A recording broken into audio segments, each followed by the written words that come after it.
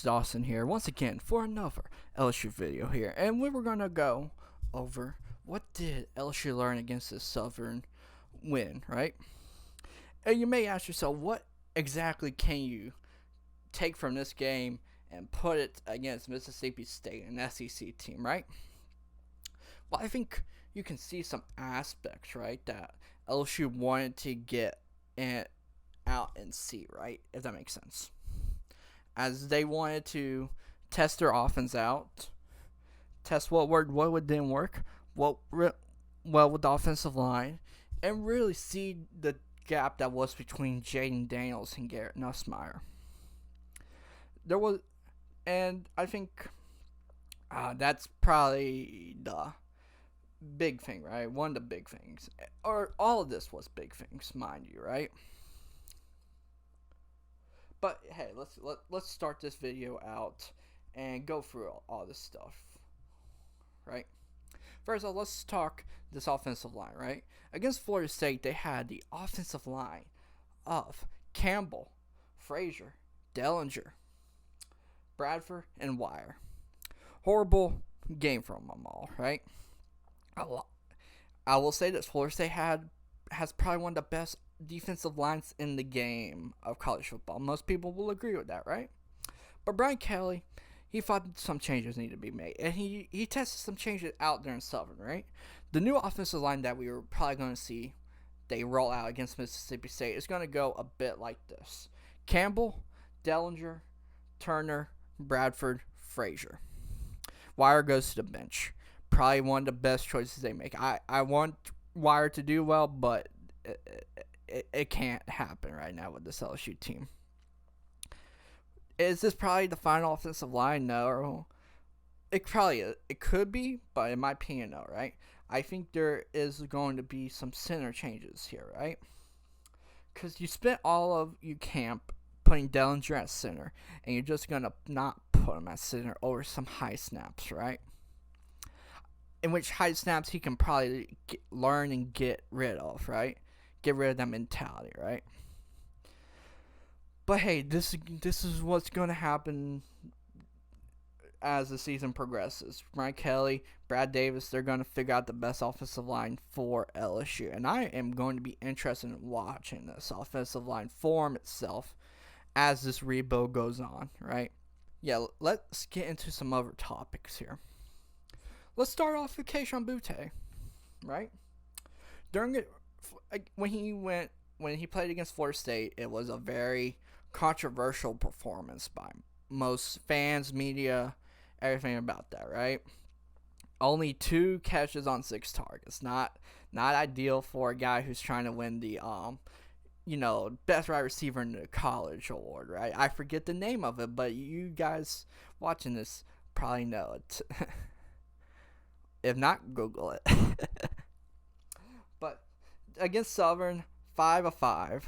That's good. That's good. But more importantly to that 5 and 5, mind you, right? More importantly, first throw goes to him, right? That shows something, right? And the entire time he was out there, right, getting these targets, right, getting all this, right? They engaged him, kept him energized, kept him in the game, get him ready so that if a throw comes his way and he's not expecting it, he may actually catch it this time. That Florida State miss was probably one of the worst things that's going to be on Butte's tape, right? And LSU's job is to make sure that that's the only one on that tape. But anyway, I am very interested in this offense, right? You can see it forming. You can see this tempo that LSU is getting here, right? And with Jaden Daniels, this elaborate mobile quarterback, who you need to be mobile because his offensive line still needs some work here. He can keep these plays going. He keeps his eyes downfield occasionally. Sure, sometimes he just tucks and runs at the first read ain't there. But here's the thing about it. I don't blame him, right? I don't blame him. When you're as fast as him, you do it, right? You do it, right? Some people don't like that type of offense with how LSU is, right? As they are the wide receiver to some people with, Jamar Chase, Justin Jefferson's of the world coming from LSU. But hey, you need to change, right? If this offense worked at Cincinnati of all places, then they could probably work in the SEC with higher edge talent, right? But it's going to be a test come Mississippi State if this offense can keep it going, keep this tempo going, keep everything going, mind you. Now let's talk my probably one of my favorite players from this game, Baskerville, right? Didn't play against Florida State, if I'm correct. That was due to a suspension that they thought was actually going to be 2 games, but he played against Southern. He is probably going to be the game changer, in my opinion, come Mississippi State. The way he plays, the energy he plays, all that is going to be an interesting watch come Mississippi State. And I think he deserves one of the starting linebacker spots for this place, right? But it's going to be interesting. I will not lie to you. Now let's talk some other stuff. What else? Oh yeah, I know. Garrett Nussmeier, right?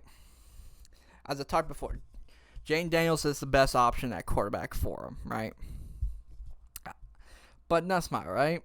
You can see the potential there, right? He needs the snaps. I get that, right? There's always that topic, right? What's best for your program, right?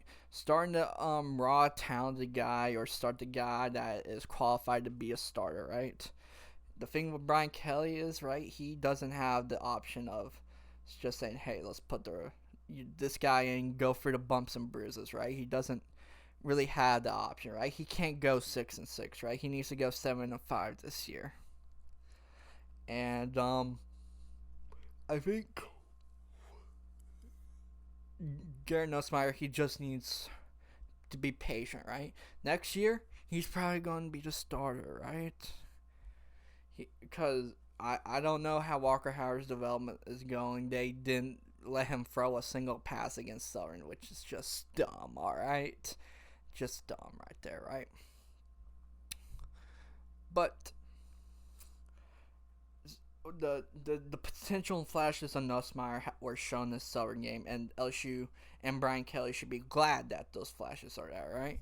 And once he becomes a starter next year, right, it's going to be interesting. Watch there, right? But yeah, that is it for me today, right? As I said before, what can you actually learn from the Southern, right? You can't figure out how your running backs are going to do because John Emery's going to become the starter, right? You can't fully see how the defensive line goes because they dominated an inferior team, which is what should happen, right? You shouldn't be losing to these teams like this, right? You should.